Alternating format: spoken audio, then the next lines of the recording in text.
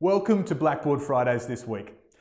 We're going to be talking about two different concepts that you've seen in previous episodes and how when we combine them, we create an even greater outcome.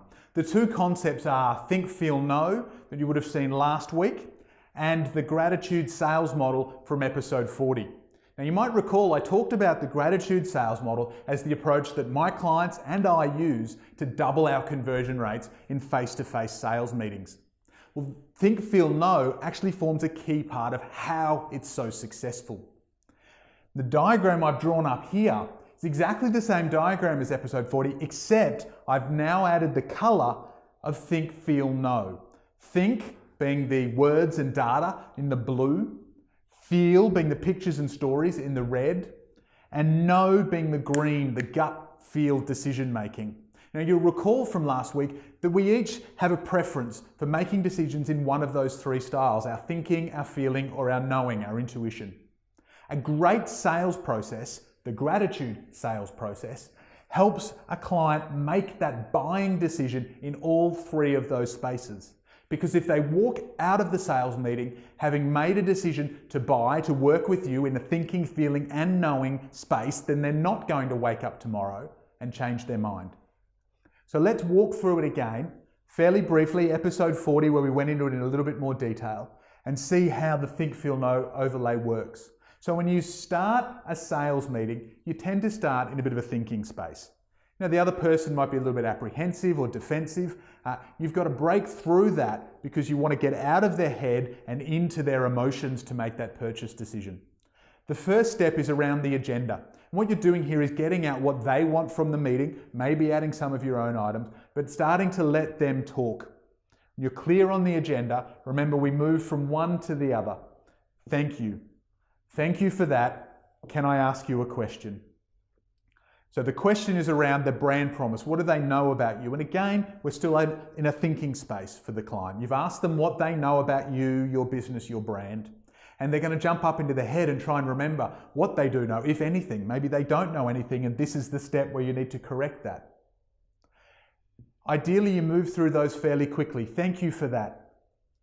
Let's now talk about your business. And the number one topic that people love to talk about is themselves. And what you want to do in this motivation step is create the space for them to talk about their business, what works well, what their frustrations are, what change they're trying to create, where you can come in and help. We're shifting now from two-way dialogue into that one-way communication, them talking. If you create the space, ask open questions, then you will slowly shift them from the thinking, the blue, into the red, the feeling. And that's where that real motivation is going to come from. The emotional connection they have to the pain that you are there to solve. Give them the space, ask the questions, and don't be afraid to take them down there, because that's what you really want to know. That's where you can provide a solution. Thank you for sharing that. What I heard was, you need this. Let me talk about how we solve that problem for businesses like you. And again, you're in this feeling space with your solution. Don't give a whole lot of data, a whole lot of analytics. Don't start that back and forth conversation again. This is one-way communication from you, using pictures and stories. Obviously, you look at me. I draw these things in front of clients in a sales meeting to keep that emotional impact going, to make that decision in a feeling space. Even if that's not relevant for your business, you can still paint a picture with your words, tell stories about other clients that you've helped, and start shifting from that other people, third-party communication into this person, this motivation, this solution. And once you've communicated that, you've nailed that in a feeling space, what do? You pause. Why do we do that? Well, it gives them time to catch up. It gives them time and a feeling space to process it, and it drops them then from their feeling into their knowing, their gut feel. This is the point at which they make their final purchase decision. You've got to give them the space to do that. Don't rush them through that. And once they have done that, ideally, they will start asking questions that move the conversation forward. Sometimes the questions will take you back into the feelings, back into the motivation or the solution. But what you're listening for is that decision, the questions forward. And they will jump from their knowing back up into their thinking. What's the process? What's the price? What do we need to do from here? Those kind of What and how questions let you know that you're moving forward.